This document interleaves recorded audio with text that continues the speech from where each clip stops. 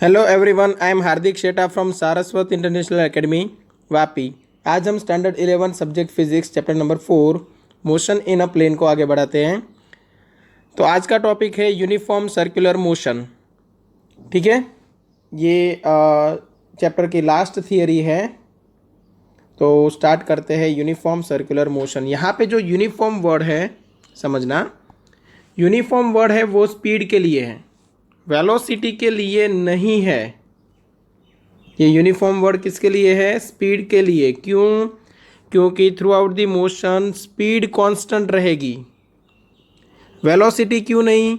क्योंकि सपोज यहाँ पे स्पीड है 10 मीटर पर सेकेंड, यहाँ पे स्पीड है 10 मीटर पर सेकेंड, यहाँ पे भी स्पीड है 10 मीटर पर सेकेंड। तो ये यूनिफॉर्म सर्कुलर मोशन है।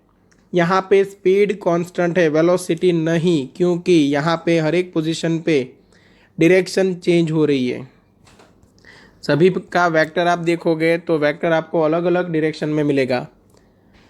किसी भी पॉइंट पे वेलोसिटी का वेक्टर है वो आपको टेंजेंशियल डायरेक्शन में मिलेगा, वो आपको पता है।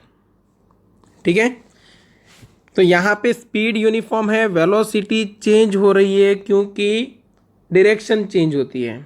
वेलोसिटी का मैग्नीट्यूड चेंज नहीं हो रहा है बट डायरेक्शन चेंज हो रही है। ओके, इसलिए देखो डेफिनेशन में भी स्पीड की बात करेंगे।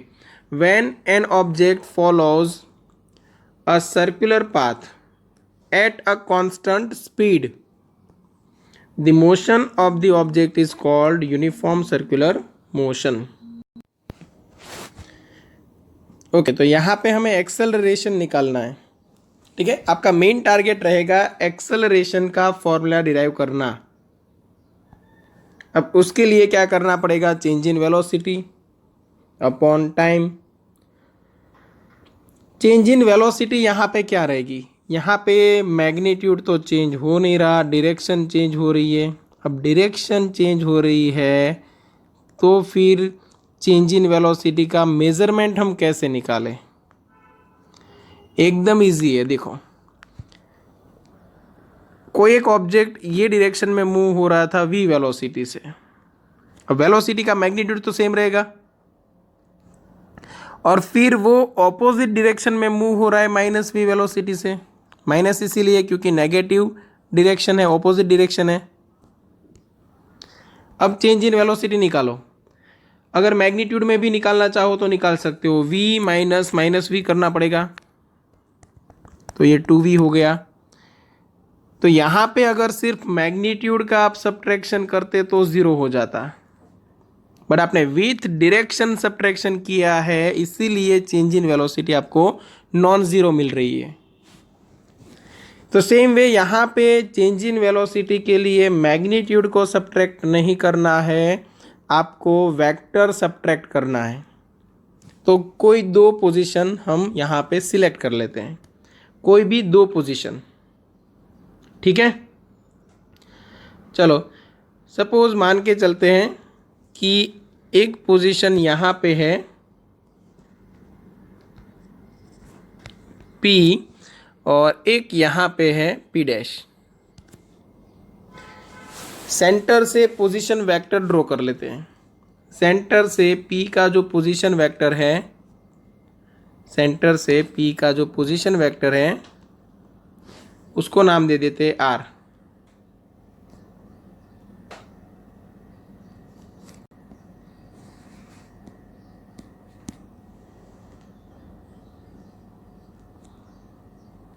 ये वेक्टर R,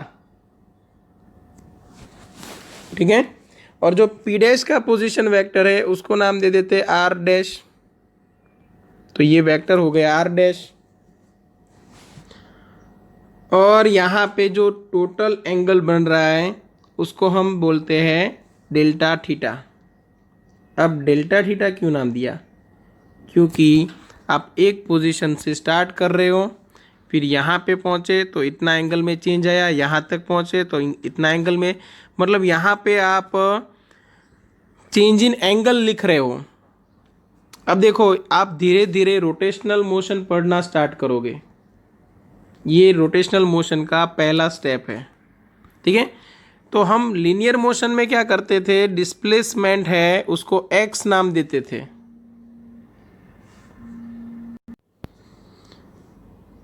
ठीक है। और यहाँ पे आपको एंगुलर डिस्प्लेसमेंट लेना है। अब डिस्प्लेसमेंट डेल्टा एक्स बोलते थे तो एंगुलर डिस्प्लेसमेंट क्या आएगा, डेल्टा थीटा। अब पोजीशन को क्या बोलते थे, एक्स, तो एंगुलर पोजीशन है उसको हम नाम देंगे थीटा, ठीक है।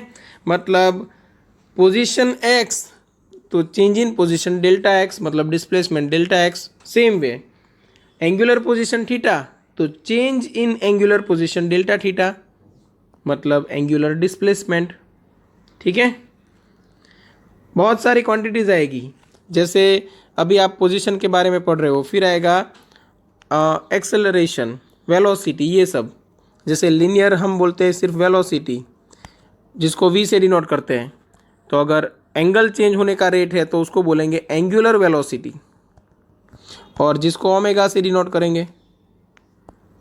सेम वे एक्सेलरेशन ए तो एंगुलर एक्सेलरेशन अल्फा, ठीक है। रोटेशनल मोशन में ऐसी बहुत सारी क्वांटिटीज आएगी। अब देखते हैं वेक्टर। चलो यहाँ पे वेलोसिटी ये डायरेक्शन में है तो ये वेलोसिटी v का वेक्टर हो गया। सेम वे यहाँ पे वेलोसिटी है, विथ वेक्टर लिख रहे हो, मैग्नीट्यूड सेम है बट डायरेक्शन अलग है इसलिए नाम अलग देना पड़ेगा, इसलिए मैं यहाँ पे दे रहा हूँ v डैश वेक्टर, ठीक है। v vector and v dash vector.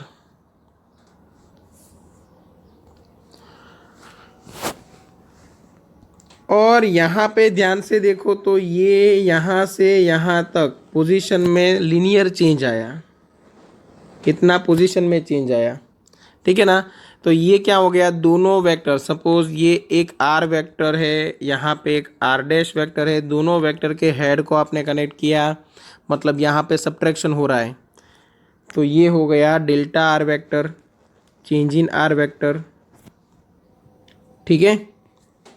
अब मुझे चाहिए चेंज इन वेलोसिटी, तो चेंज इन वेलोसिटी के लिए क्या होना चाहिए, एक वेलोसिटी का वेक्टर v वेक्टर यहाँ पे, और दोनों का आपको टेल एक पोजीशन पे मर्ज कराना है और वहाँ से ड्रॉ करना है दूसरा वेक्टर v डैश वेक्टर, और तब दोनों के हेड को आप कंबाइन कर दो, दोनों के हेड को आप कंबाइन कर दो तो ये हो जाएगा चेंज इन वेलोसिटी वेक्टर। अब ऐसा करने के लिए मैंने आपको कहा था कि आप वेक्टर को एक प्लेन के अंदर कहीं पे भी उठा के शिफ्ट कर सकते हो, कंडीशन ये है कि डायरेक्शन चेंज नहीं होनी चाहिए। तो यहाँ से मैंने अपना ये वेक्टर ड्रॉ किया v वेक्टर, देखो ये वेक्टर को मैंने उठा के यहाँ पे रखा है, मैग्नीट्यूड और डायरेक्शन मैंने चेंज नहीं किया है। सेम वे ये वेक्टर को मैं उठा के रखूँ और यहाँ से ही मैं ड्रॉ कर रहा हूँ तो कुछ इस तरह मुझे मिलेगा। तो ये कौन सा वेक्टर हो गया, v dash vector. Initial position कौन सी थी, तो इनिशियल पोजीशन थी ये v vector, final position v dash vector. तो इनिशियल से फाइनल की ओर आप वेक्टर ड्रॉ करो, इनिशियल से फाइनल की ओर आप वेक्टर ड्रॉ करो तो आपको चेंज इन वेलोसिटी का वेक्टर इस डायरेक्शन में नज़र आएगा। चेंज इन वेलोसिटी का जो वेक्टर है डेल्टा v वेक्टर, वो आपको नज़र आएगा कुछ इस तरह। अब ये वेक्टर को आप देखने जाओ तो वो किस तरफ है, देखो किस तरफ है, सेंटर की ओर, है ना। तो यहाँ पे चेंज इन वेलोसिटी की डायरेक्शन है सेंटर की ओर, तो फिर एक्सेलरेशन कौन सी डायरेक्शन में होगा, तो change in velocity divide by time. अब टाइम तो स्केलर क्वांटिटी है, इसकी तो कोई डायरेक्शन है ही नहीं, मतलब वेक्टर ए की जो डायरेक्शन है वो किसकी डायरेक्शन है, चेंज इन वेलोसिटी की डायरेक्शन। अब change in velocity towards centre है तो एक्सेलरेशन भी टूवर्ड्स सेंटर रहेगा, ठीक है ना। इसीलिए ऐसे एक्सेलरेशन को बोला जाता है सेंट्रीपिटल एक्सेलरेशन। ठीक है, चलो यहाँ तक समझ में आ गया। अभी हम डेरिवेशन स्टार्ट करते हैं। यहाँ पे मैंने जो भी बोला है वो सब आपको एग्जाम में लिखना पड़ेगा। अब लिखोगे कहाँ से? तो टेक्स्ट बुक से पढ़ लो, ये सब दिया हुआ है, ठीक है। और ओन वर्ड्स में भी लिख सकते हो, बट फुल एक्सप्लेनेशन यहाँ पे आपको देना पड़ेगा, ठीक है। अब एक्सेलरेशन की डायरेक्शन हमें पता चल गई, टूवर्ड्स सेंटर। तो अब हम क्या करते हैं, मैग्नीट्यूड निकाल लेते हैं। तो हम लेते हैं मैग्नीट्यूड ऑफ एक्सेलरेशन। चलो क्या बनेगा एक्सेलरेशन का मैग्नीट्यूड? तो delta V vector divide by delta T, delta V vector divide by delta T, ठीक है। Delta V vector divide by delta T में हमें चाहिए इंस्टेंटेनियस एक्सेलरेशन। तो ले लेना पड़ेगा limit delta T tends to 0। Time duration है वो वेरी स्मॉल रख के हमें change in velocity divide by change in time find करना है, बट चेंज इन टाइम है वो वेरी स्मॉल होना ज़रूरी, ठीक है। अब ये दोनों वेलोसिटी के बीच में एंगल कौन सा बनेगा? तो यहाँ पे जो एंगल बनेगा वो भी आपको मिलेगा डेल्टा थीटा। तो यहाँ पे ध्यान दीजिए कि अगर मैं ये वेलोसिटी जो वेक्टर है उसको एक्सटेंड करूँ तो ये कुछ इस तरह जाएगा, और ये वेक्टर को मैं बैकवर्ड डायरेक्शन में खींचूँ तो इस तरफ आएगा, है ना। तो मुझे एंगल ढूंढना है ये दो डायरेक्शन के बीच में, मतलब यहाँ से इस तरफ का वेक्टर एक है और एक ये वेक्टर है ये डायरेक्शन में, और ये एंगल है वो बनेगा एंगल बिटवीन टू वेलोसिटी। तो ये एंगल क्या बनेगा? तो उसके लिए आप एक काम करो, ये जो यहाँ पे शेप बन रहा है उसके ऊपर ध्यान दो, ठीक है। अब यहाँ पे चेक करो एंगल क्या बनेगा, ये एंगल होगा 90 डिग्री, सेम वैसे ये एंगल भी 90 डिग्री। ऐसा क्यों? क्योंकि सर्कल के लिए रेडियल डायरेक्शन और tangential direction perpendicular to each other रहती है, ओके।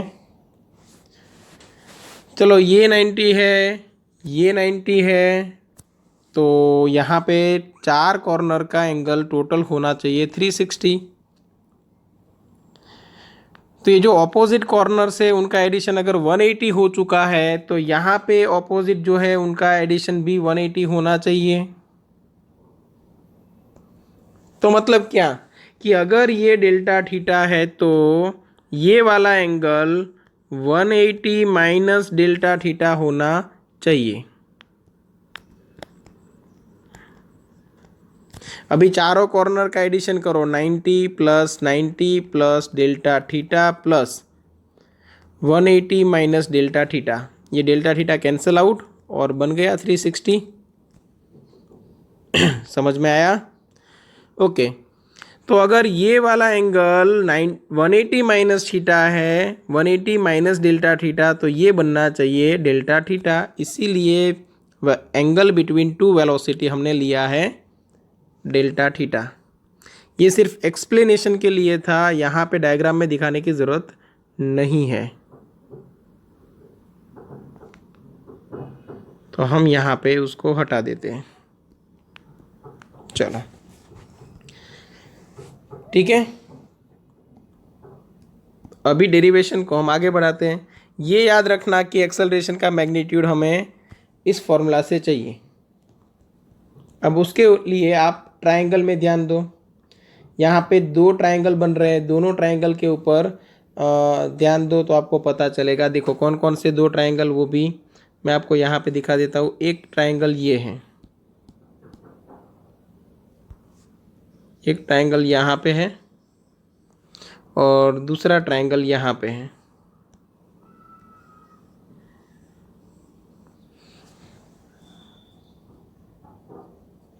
ठीक है।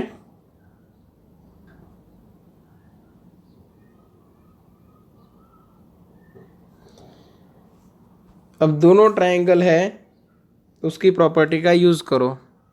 तो यहाँ पे एंगल सेम बन रहे, देखो ये एंगल, ये एंगल, ये एंगल, ये एंगल के साथ सिमिलर है। यहाँ पे डेल्टा थीटा एंगल है, यहाँ पे भी डेल्टा थीटा एंगल है। तो ये दोनों ट्रायंगल सिमिलर है, तो फिर हम ऐसा लिख सकते हैं डेल्टा आर बाई आर, या तो डेल्टा वी बाई वी ले लो सबसे पहले, डेल्टा वी, बट वेक्टर का मैग्नीट्यूड, क्योंकि हमें साइड लेंथ लेनी है, डिवाइड बाय वी। यहाँ पे लिखोगे क्या, हाँ वो पहले हम डिसाइड कर लेते हैं। तो ये ट्रायंगल का कोई ना कोई नाम दे देते हैं, चलो टेक्स्ट बुक में जैसे दिया है वैसे GHI दे देते हैं, ठीक है। तो आप लिखोगे triangle CPP dash and triangle GHI are similar, ठीक है।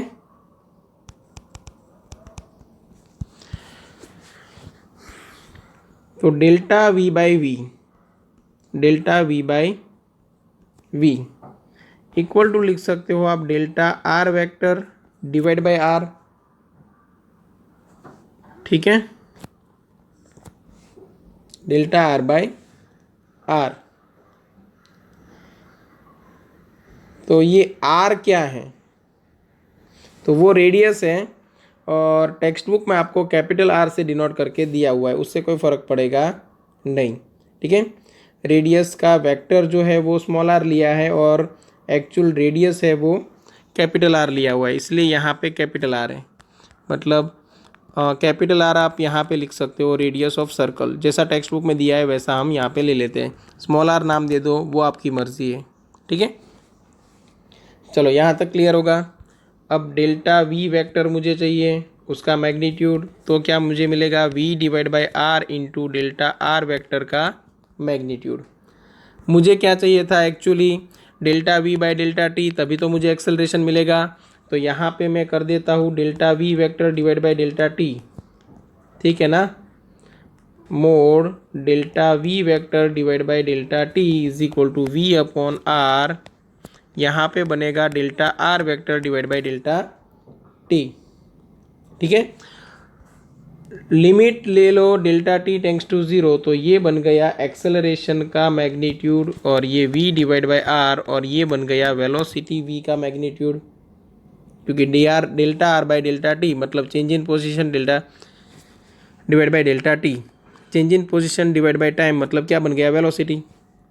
तो यहाँ पे आपको एक्सेलरेशन की वैल्यू मिल गई v इंटू वी मतलब v square divide by R. तो याद रखना है सेंट्रीपिटल एक्सेलरेशन है, उसकी वैल्यू आपको मिलेगी v square divide by R, ठीक है। क्योंकि v बाई आर था ही, और वेलोसिटी का मैग्नीट्यूड वो तो आप डायरेक्ट v से भी डिनोट कर सकते थे, तो v इंटू वी आपने क्या कर दिया, v square divide by R. चलो ये एक्सेलरेशन कौन सा है, सेंट्रीपिटल एक्सेलरेशन, इसलिए नाम दे देते हैं AC, ठीक है।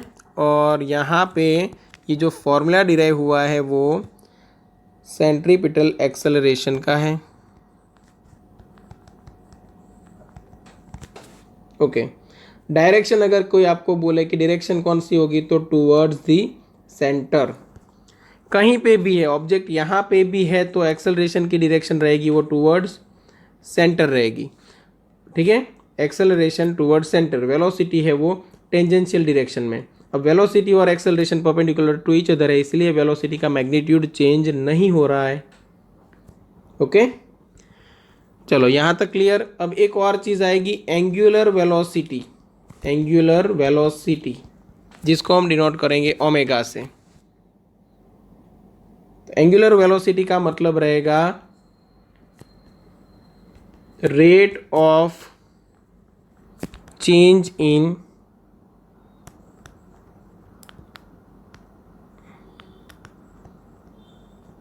angular displacement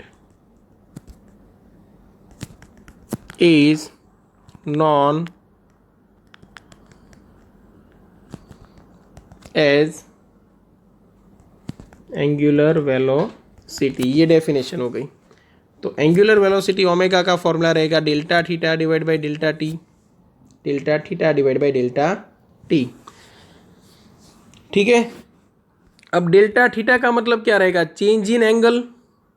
तो डेल्टा थीटा यहाँ पे देखो तो क्या बनेगा, तो डेल्टा थीटा इक्वल टू आप ले सकते हो arc upon radius. Delta theta यहाँ पे आप ले सकते हो आर्क अपॉन रेडियस। तो आर्क कौन सी रहेगी, पी पी डैश, है ना। तो डेल्टा थीटा की जगह पे हम लिख देते हैं पी पी डैश आर्क और डिवाइड बाय रेडियस आर, और अपॉन डेल्टा टी तो है ही।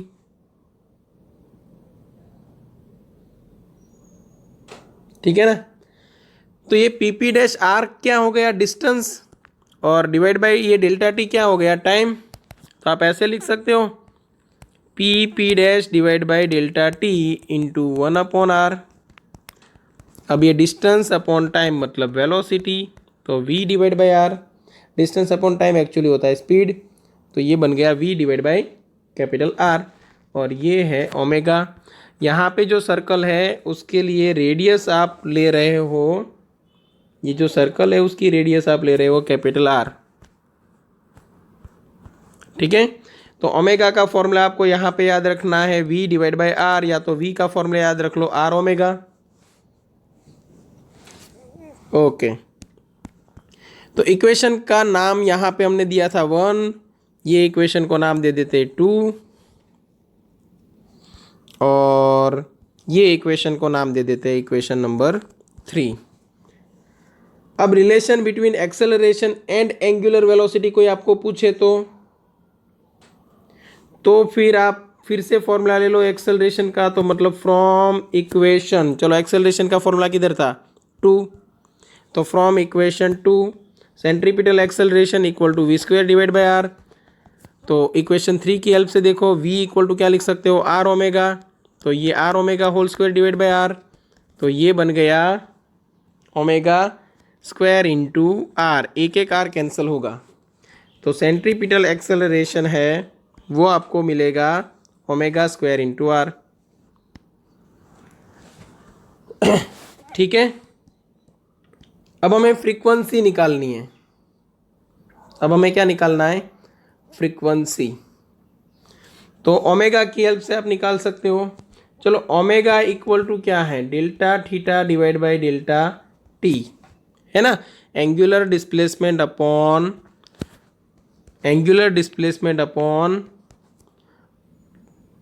Time duration. अब समझो, मैं अगर ये पूरा सर्कल ले लूँ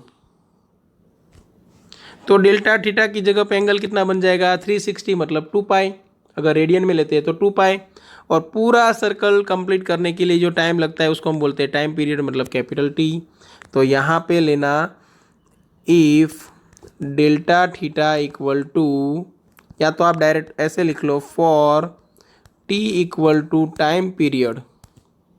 अब टाइम पीरियड वो आप 9th स्टैंडर्ड में भी पढ़ चुके हो। टाइम पीरियड का मतलब होता है time required to complete 1 oscillation, यहाँ पे 1 सर्कल आएगा। ठीक है, और तब डेल्टा थीटा इक्वल टू बन जाता है टोटल एंगल 2 पाई। तो ओमेगा का एक फॉर्मूला ये भी बन गया, और 2 pi 1 upon time period equal to frequency. F क्या है यहाँ पे, फ्रीक्वेंसी, और फ्रीक्वेंसी मतलब होता है 1 अपॉन टाइम पीरियड। ये भी आप 9th स्टैंडर्ड में पढ़ चुके हो। तो ये ओमेगा का फॉर्मूला आपको याद रखना है।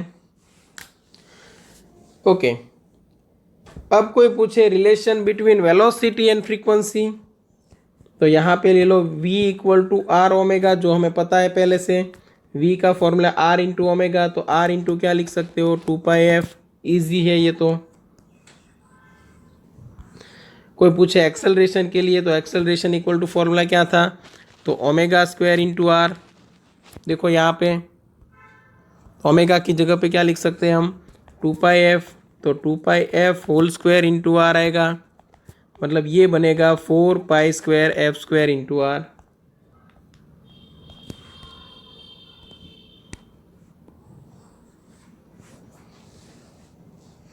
ठीक है, टेक्स्ट बुक में फ्रीक्वेंसी को एफ से डिनोट नहीं किया है, न्यू से किया है। ये जो एफ की जगह पे लिया है उसको बोला जाता है न्यू। इसको आप ऐसे पढ़ोगे न्यू, ठीक है। बट मैंने यहाँ पे रखा है एफ, क्योंकि आप कभी कभी मिस्टेक कर दोगे वेलोसिटी का वी लिखने में और न्यू लिखने में। कभी कभी ऐसा भी होगा कि इक्वल टू की दोनों तरफ ये है और आप कैंसिल कर दोगे, इसलिए मैं फ्रीक्वेंसी को स्मॉल एफ से डिनोट करता हूँ, ठीक है। चलो, तो ये पूरा डेरिवेशन हो गया यूनिफॉर्म सर्कुलर मोशन के लिए। आपको क्या करना है, सबसे पहले definition, when an object follows a circular path at a constant speed the motion of the object is called uniform circular motion. उसके बाद एक अच्छा सा डायग्राम बना दो और उसके बाद एक्सेलरेशन ले लो। आपको क्या लेना है, delta V by delta T. फिर दो ट्राइंगल को सिमिलर बता दो, delta V by V equal to delta R by R. Delta V equal to क्या बनेगा, V by R into delta R, दोनों तरफ डेल्टा टी से डिवाइड कर दो। तो आपको एक तरफ मिल गया एक्सेलरेशन, दूसरी तरफ मिला V by R into R, sorry V by R into V, तो बन गया V square divide by R. ये एक्सेलरेशन का फॉर्मूला बन गया V square divide by R. उसके बाद क्या करना है, एंगुलर वेलोसिटी ओमेगा, उसको डिफाइन कर दो। Rate of change in angular displacement is called angular velocity, omega equal to delta theta divide by delta T. अब डायग्राम में ले लो, तो डायग्राम में क्या करोगे, एंगल थीटा इक्वल टू, तो आप क्या करते हो, आर्क अपॉन रेडियस करते हो। तो सेम वे से यहाँ पे आर्क ले लिया P P dash divide by radius. Arc P P dash divide by time अलग ले लो और 1/r अलग कर दो। तो यहाँ पे डिस्टेंस अपॉन टाइम मतलब स्पीड हो गया, तो speed v divide by R, तो ओमेगा इक्वल टू बनेगा v डिवाइड बाई आर। फिर एक्सेलरेशन का फॉर्मूला फिर से रिपीट करो, V square divide by R. Centripetal acceleration का formula V square divide by R, v की जगह पे आर ओमेगा रख दिया, तो आपको AC मिल गया ओमेगा स्क्वायर आर। अब ओमेगा को फिर से डिफाइन करो, delta theta divide by delta T, और टाइम पीरियड हमने ले लिया capital T, time required to complete one circle. तो एंगल बनेगा 2 पाई, तो 2 पाई डिवाइड बाई टी, और 1/t को आप बोलते हो फ्रीक्वेंसी, इसलिए ओमेगा इक्वल टू मिल गया 2 पाई एफ। तो ओमेगा के दो फॉर्मूला, ओमेगा के दो फॉर्मूला, एक 2 पाई डिवाइड बाई टी, या तो आप बोल सकते हो 2 पाई एफ, याद रखना है। हाँ, फिर से आप वेलोसिटी का फॉर्मूला ले लो, v equal to R omega, उसमें ओमेगा की जगह पे 2 पाई एफ रख सकते हो। एक्सेलरेशन का फॉर्मूला ले लो, ओमेगा स्क्वायर आर, ओमेगा की जगह पे 2 पाई एफ रख दिया, स्क्वायर कर दिया, तो 4 पाई एफ स्क्वायर आर मिल गया। ओके, यहाँ पे जहाँ पे एक्सेलरेशन का फॉर्मूला डिराइव होता है वहाँ पे आपको साथ में बोलना है कि इसकी डायरेक्शन होती है टूवर्ड्स सेंटर, इसीलिए ये एक्सेलरेशन को बोला जाता है सेंट्रीपिटल एक्सेलरेशन। ओके, चलो, तो आज यहाँ तक रखते हैं यूनिफॉर्म सर्कुलर मोशन। यहाँ पे ये चैप्टर की थियरीज फिनिश हो गई। ओके, अब नेक्स्ट वीडियो में आपको एग्जाम्पल्स एंड फिर उसके बाद एक्सरसाइज का सॉल्यूशन मिल जाएगा। ठीक है, आपकी टेस्ट आ रही है, अगर थोड़ा बहुत बाकी रह जाए चैप्टर में तब तक में, तो कोई टेंशन मत लेना, उतने पोर्शन में से क्वेश्चन नहीं आएगा। ओके, तो जितना चल रहा है यूट्यूब पे आपको वीडियो मिल रहा है उतना परफेक्ट तैयार करके रखो। ओके, अगर कोई डाउट है तो कांटेक्ट कर सकते हो। Thank you.